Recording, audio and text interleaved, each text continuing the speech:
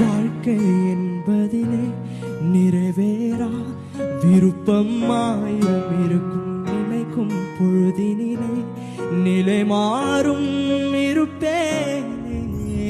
ராஜாவின் மடியில் விளையாடும் அழகு செல்ல பிள்ளை எல்லாம் சரியாகும்.